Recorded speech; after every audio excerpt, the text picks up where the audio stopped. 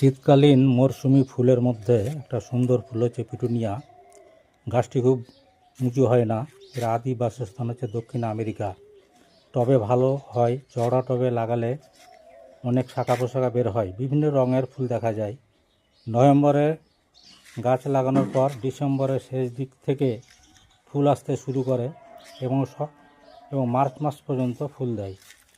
ফুল গাছটির জন্য অন্য কোনো ফুলের গাছের মতো অত পরিচর্যা করতে হয় না।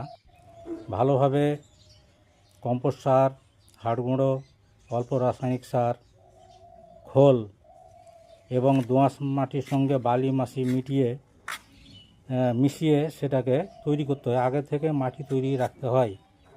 মধ্যে মধ্যে ছত্রাকনাশক ও কীটনাশক স্প্রে করতে হয়। মধ্যে মধ্যে অল্প NPK সার দিলে গাছ ভালো থাকে। পুষ্পপ্রেমী বন্ধুরা বাগানে এই সুন্দর